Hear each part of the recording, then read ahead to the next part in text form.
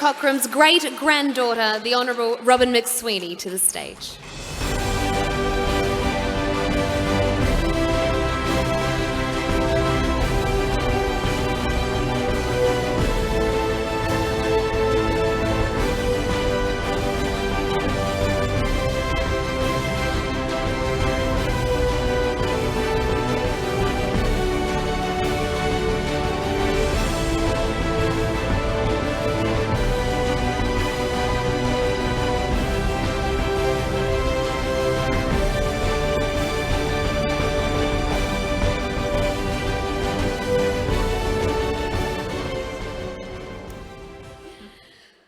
Robyn, few would know his story better than you because you launched this book right here back in 2015.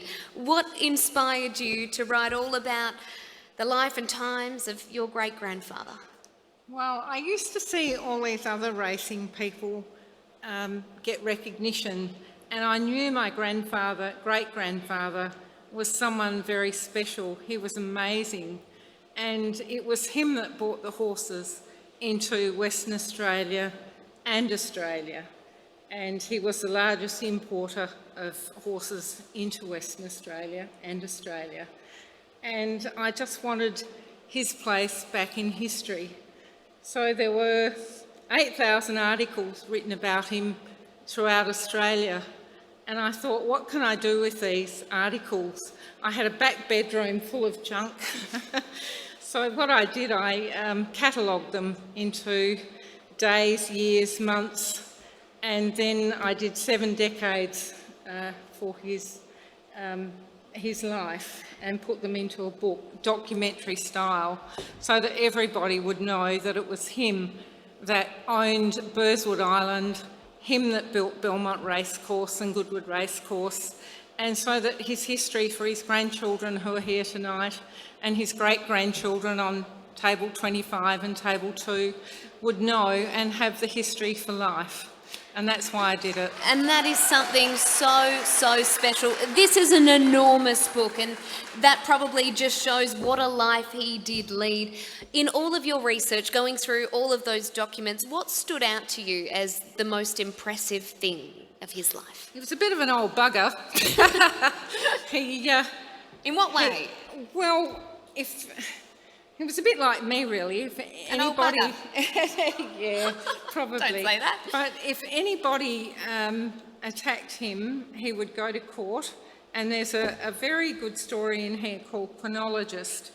And a Mr. Trotwain, who was a publican in Sydney, made up a story about Chronologist, and he said to a vet, "Can you tell A. Cockram that this horse who just won has broken his leg?"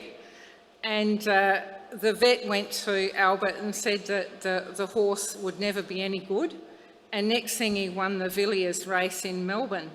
And Albert didn't like that. He didn't like being wrong, put down. Yeah, put down.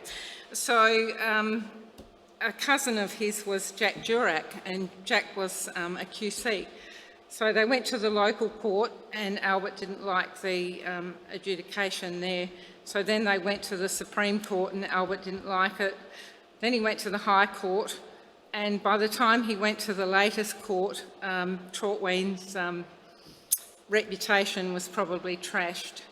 And the judge, his QC went up to the judge and said, "Look, we'll give Albert everything that he wants, including the horse."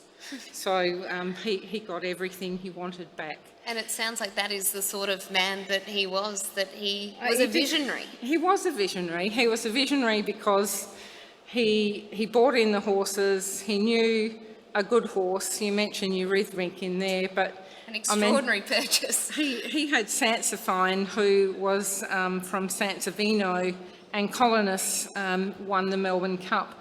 But all throughout history, and this book, if anyone wants it, I give the money to the Jockey Fund. So I don't take any money for it anymore because I've made money from it. I don't need it. So if anyone would like Albert Edmund Cockram, King of the Racecourse, get it from me, and the money goes into the Jockey Fund in Western Australia to help the jockeys. That's really lovely. That it really, really is. We spoke about visionary, the decision to buy what we now know as Belmont Park at just 20 years of age. That was a staggering decision. He was called Midas because everything he bought turned to gold. You mentioned Barrack Street in that, but there was Barrack Street and Hay Street and every other street in Western Australia. He was a visionary. He knew to cut up land. But when he bought Belmont Racecourse, when he bought Burswood Island, there were 4 or 5 houses on it. And what he did, he had to buy those houses back, but they were religious, so they wouldn't sell the houses. So he had to give them houses at Mount Pleasant. And then he had to go and do the planning laws and take Belmont back. And years later, when I was in Cabinet, Mr Packer bought a piece of that land for so many $1 million, which I can't disclose because I'd be in trouble, for so many $1 million.